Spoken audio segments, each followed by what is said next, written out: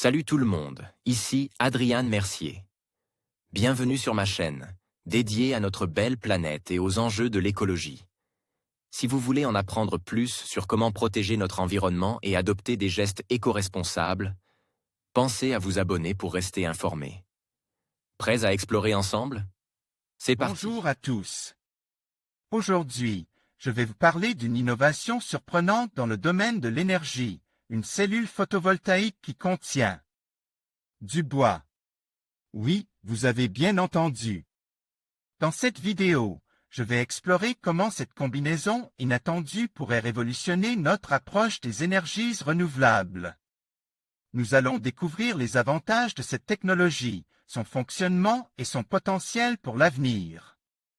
Restez avec moi pour en savoir plus sur cette avancée fascinante qui allie nature et technologie. Les cellules photovoltaïques produisent une énergie renouvelable sans pour autant être très écologique.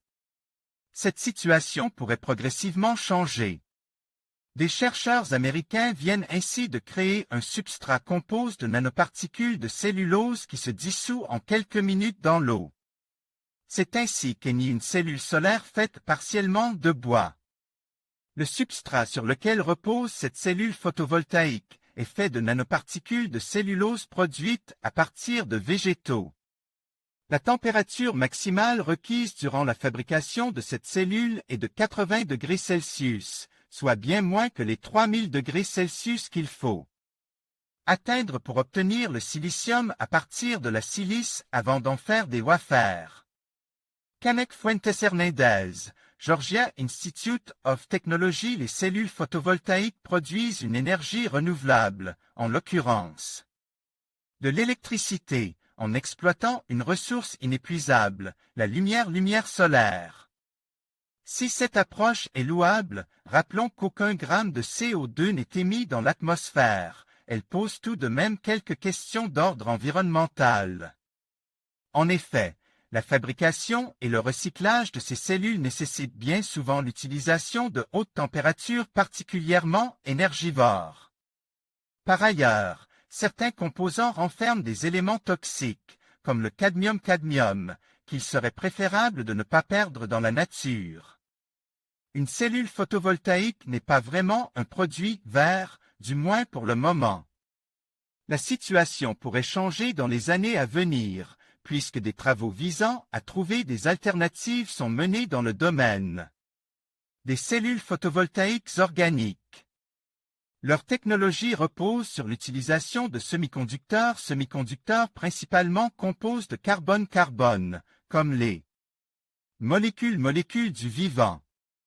Ces cellules sont cependant assemblées sur des substrats, classiquement du verre, rigide, ou du plastique, souple, qui ne sont pas non plus éco-friendly.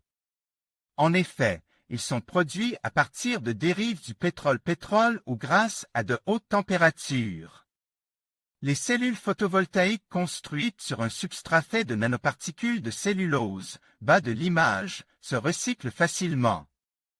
Une immersion dans de l'eau distillée, flacon 0, fait disparaître ce compose en quelques minutes. Le flacon contient de l'eau distillée et les restes de cellulose. Les autres composants peuvent alors être immergés dans un mélange d'eau et de chlorobenzène.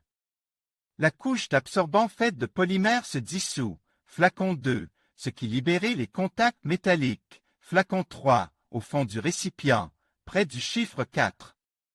Canek Fuentes Hernandez, Georgia Institute of Technology. Par le passé, des scientifiques ont déjà eu l'idée d'assembler des cellules sur du papier, donc sur de la cellulose d'origine végétale. Ce matériau n'a cependant pas rencontré le succès escompte, car il se montre trop poreux et rugueux.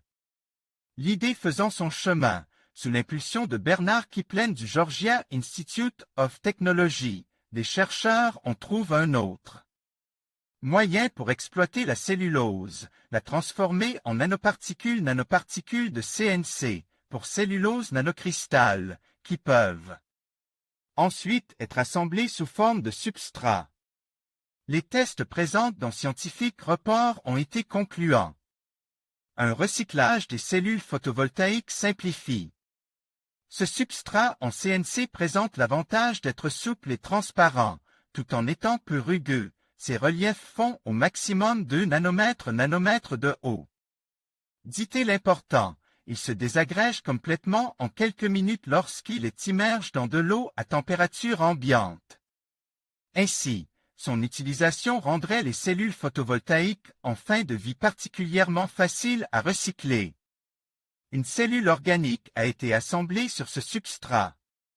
Il a successivement été recouvert par un contact arrière en argent-argent, une couche de PEIE, un polymère-polymère, le mélange de semi-conducteurs, PBDTTTC et PCBM, et enfin par elle, électrode supérieure faite d'une strate de trioxyde de molybdène.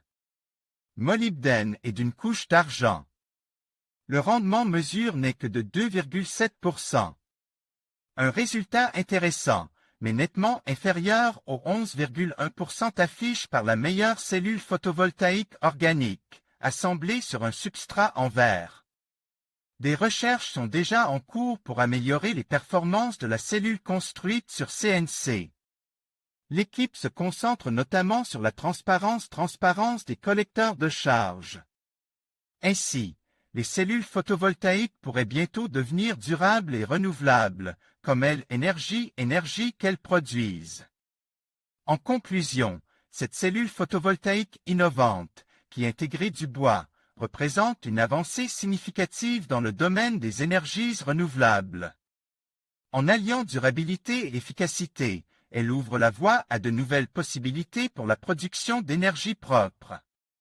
En repensant les matériaux utilisés, nous pouvons non seulement réduire notre empreinte carbone, mais aussi favoriser une économie plus circulaire. L'avenir de l'énergie est prometteur, et cette innovation en est un parfait exemple. Merci de nous avoir suivis et à bientôt pour d'autres découvertes passionnantes sur les énergies durables.